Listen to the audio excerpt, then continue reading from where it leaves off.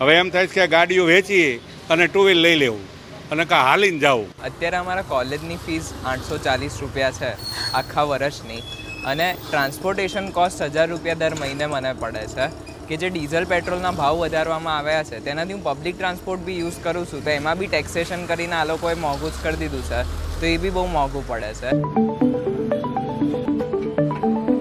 મનમોહનજીની સરકારની અંદર જ્યારે ભાવ વધ્યા હતા ત્યારે આ આખી સરકાર અને એમના મંત્રીઓ, એમના બધા જ નેતાઓ એ બહાર આવી ગયા હતા અને મનમોહનજીની સરકારને બંગડીઓ પહોંચાડવામાં આવી હતી કે પેટ્રોલના ભાવ ઓછા કરો. તો આખી ફોજ આજે ક્યાં છે? ક્યાં છુપાઈ ગયા છે? અત્યારે આપણને જે ફ્યુઅલ છે પેટ્રોલ ડીઝલ એની પર 120% ટેક્સ લેવાય છે. 120%. સામાન્ય પ્રજાનું આ રીતે જીવન ધોરણ છે ને જીવવું અશક્ય થઈ ગયું છે. જ્યારે લોકો ભાવ વધારે છે એની સામે એક દિવસ 20 પૈસા 18 પૈસા ઓછા કરીને એ લોકો એવું ના કહી શકે કે પેટ્રોલના ભાવ ઓછા થયા છે. એનો કોઈ મતલબ નથી રહેતો. 10 રૂપિયાની સામે 10 પૈસા ઓછા કરવાનો કોઈ મતલબ જ નથી. સરકારે એમ કીધું કે જીએસટીમાં અમે સમાવવા માંગીએ છીએ, પણ રાજ્ય સરકારો સમાવતી નથી. તો એ લોકોને મૂર્ખ સમજે પણ છે અને લોકોને મૂર્ખ બનાવે પણ છે. 10,000 જે કમાતો હોય માણસ, 5,000 રૂપિયા જો એ પેટ્રોલમાં જ વેડફવાનું હોય તો પછી 5,000થી એ બિચારો ઘર કેવી રીતે ચલાવે? અમદાવાદની અંદર લગભગ પેટ્રોલ 100 રૂપિયા પહોંચી જ ગયું છે અને ડીઝલનો પણ એટલો જ ભાવ છે. આપણને બધાને ખબર છે કે આપણા દેશની કે આખા વિશ્વની ઇકોનોમી હોય છે એ માત્ર ને માત્ર એ ફ્યુઅલ ઉપર આધારિત હોય છે. ફ્યુઅલ મોંઘું થાય, પેટ્રોલ મોંઘું થાય, ડીઝલ મોંઘું થાય તો ઇકોનોમી ઓબ્વિયસલી મોંઘી થવાની છે. ડે ટુ ડે લાઈફની દરેક વસ્તુ, કોમોડિટીઝ બધું જ મોંઘું થવાનું છે અને ભાવ વધી જ જવાના છે. તો આ મોંઘવારી આપણને કેટલી હેરાન કરશે એ આપણે સમજવાની જરૂર છે. એબીપી અસ્મિતાની વિશેષ રજૂઆત મારું શહેર મારી વાતમાં આજે વાત અમદાવાદના પોશ વિસ્તાર ગણાતા સેટેલાઇટની. અહીંના સ્થાનિકોને અનેક સમસ્યાઓ નડી રહી છે. આવો જાણીએ આ વિસ્તારની શું છે સમસ્યા આ વિશેષ અહેવાલમાં.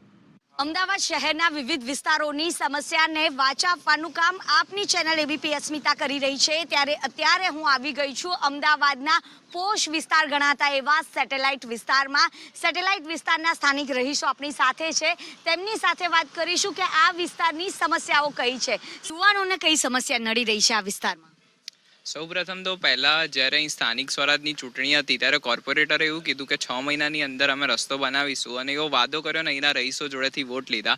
પણ 6 મહિના તો ક્યાંય જતા રહ્યા ને હજુ સુધી રોડ નહીં બન્યા. અને સૌથી પહેલાં તો અમને ટ્રાન્સપોર્ટેશનમાં બહુ પ્રોબ્લેમ આવે છે. અને જ્યારે હમણાં વરસાદની સિઝન ગઈ ત્યારે સેટેલાઇટ એવો પોશ એરિયા ગણાય છે, પણ અહીં ડ્રેનેજની બી વ્યવસ્થા એવી નથી. પાણી એટલા રસ્તા પર ભરાઈ જાય છે, સોસાયટીઓમાં પાણી એટલું ભરાઈ જાય છે, ગટરો ઉભરાય છે, એટલે ઘણી બધી આવી તકલીફ થાય છે. પોશ એરિયા કહેવા માટે ખાલી છે, પણ એ તકલીફો ઘણી બધી છે અને જેના કોઈ નિરાકરણ આ લોકો કેટલાય ટાઈમથી લાવતા નથી. ત્યારે આ વિસ્તારની સૌથી મોટી સમસ્યાઓ કઈ કહી શકાય? બેન, સમસ્યાઓની તો શું વાત કરવી. 25 વર્ષથી ભાજપનું રાજ ચાલી રહ્યું છે. સમસ્યાઓ તો અપાર છે, પરંતુ મારે એક વસ્તુ ખાસ કહેવી છે કે રોડ રસ્તાઓની જો વાત કરીએ તો અમદાવાદની અંદર રોડ રસ્તાઓ બનાવે છે ભાજપ, એવું તો નહીં કહું કે નથી બનાવતી, પરંતુ એ રોડ રસ્તાઓ જે બનાવે છે એ અમુક સમય પછી, અમુક પીરિયડ પછી તૂટી કેમ જાય છે? બરાબર છે. આમ કહે છે કે ભાજપ એ ટેકનોલોજીનો ઉપયોગ કરે છે, ટેકનોલોજીનો આટલો બધો વિકાસ થયો છે. કોંગ્રેસના સમયમાં વર્ષોથી જે આ બ્રિજેસ બન્યા છે નદી ઉપર, એને કશું નથી થતું. તો એવી કોઈ ટેકનોલોજી નથી કે જે અમદાવાદના રોડ રસ્તા એકવાર બનાવે તો કમસે કમ 5-10 વર્ષ સુધી ચાલે? કારણ કે અમુક સમય પછી આ રોડ તોડી નાખવામાં આવે છે, એની ઉપર રીસર્ફેસ કરવામાં આવે છે, નવા રોડ્સ બનાવવામાં આવે છે, અને એ જ્યારે રોડ બનતા હોય છે ત્યારે 6 મહિના સુધી, 1 મહિના સુધી, 3 મહિના સુધી ત્યાંના જે રહેવાસીઓ હોય છે એને સાઈડમાંથી આમ જવું પડતું હોય છે. એના કારણે કેટલી હાલાકીઓનો સામનો કરવો પડે છે. લોકોની જોડે એક્સિડન્ટ થઈ જાય છે, ગાળાગાળી થાય છે. તો આ રોડ રસ્તાઓ બનાવે તો છે, પણ તોડે છે ને બનાવે છે, તોડે છે ને બનાવે છે, તોડે છે ને બનાવે છે. એટલે આ એક જાતનું કરપ્શન કરી રહી છે, ઓપનલી કરપ્શન. તો મારે ફક્ત એટલું કહેવું છે કે અનેક સમસ્યાઓ છે, પણ આ સૌથી મોટી સમસ્યા છે, કારણ કે આમાં પબ્લિક હેરાન થાય છે જતા ને આવતા. સમયસર એ નથી ઓફિસે પહોંચી શકતા, કે જ્યાં પણ એમને જે એમનું જવાનું હોય છે ડેસ્ટિનેશન ત્યાં પહોંચી નથી શકતા. તો મારે ફક્ત એટલું કહેવું છે કે 25 વર્ષ થયા, એક આખી જનરેશન બદલાઈ ગઈ, પણ તમારી પાસે એવી કોઈ ટેકનોલોજી નથી કે અમદાવાદના રોડ રસ્તા તમે જે બનાવો છો દેખાવના સારા, એ ટકાઉ પણ હોય. બસ મારે આટલું કહેવું છે. રખડતા પશુઓનો આતંક પણ આ વિસ્તારમાં જોવા મળી રહ્યો છે. કેટલી સમસ્યાઓ નડે છે અને આટલી બધી સમસ્યાઓ છે, પ્રશાસનને રજૂઆત કરવામાં આવી છે ખરા? બેન, રજૂઆત કરવામાં આવી છે. પશુઓ માટે અસંખ્ય એક્સિડન્ટ પણ બહુ થાય છે, પણ ધ્યાનમાં લેવામાં આવતું નથી. એ લોકો એમાં પણ રાજકારણ જોવે છે. એક બાજુ એમણે પશુઓની જવાબદારીપૂર્વક પશુઓને એમણે એ કરવા જોઈએ નથી, એ લોકો કોમ્યુનિટીને કહી શકતા, કારણ કે એ પણ ધર્મ સાથે અને લાગણી સાથે જોડેલું છે. તો એમણે એનો રસ્તો કાઢવો જ જોઈએ. બીજો સૌથી મહત્ત્વનો મુદ્દો એ પણ છે કે જે ઉપદ્રવ મચ્છરોનો જે થાય છે, પાણી ભરાય છે અને એને લીધે મચ્છરો થાય છે. હમણાં સાંભળવામાં આવ્યું છે, એક જગ્યાએ મેં ન્યૂઝમાં પણ જોયું હતું કે ડેન્ગ્યુ થયો હતો અને એને લીધે એને બ્લેક ફંગસ થયું. તો આને લીધે જે મચ્છરોના ઉપદ્રવને લીધે થઈને અત્યારે કોલેરા અને આ તે પાણીના જે પ્રોબ્લેમ, પાણીના જે રોગ છે એને લીધે તો એટલું બધું થયું છે. પણ સરકારનું હજુ સુધી કંઈ નહીં. અમે ફોન કરીએ છીએ કે તમે ફોગિંગ માટે મોકલો, પણ આવતા નથી. વાત જ ખાલી થાય છે, તમને ભરોસો આપે છે, પણ એ ભરોસો દર વખતે તોડવામાં આવે છે. એ લોકોને કદાચ એવું થઈ ગયું છે કે સરકાર અમારી છે, લોકો વોટ આપે છે, પ્રશ્નો એમના નહીં સોલ્વ કરીએ તોય ચાલશે, ખાલી એ લોકો વાયદા કરે છે પણ એની ઉપર કોઈ કામ કરતા નથી. જે કઈ સમસ્યાઓ નડી રહી છે?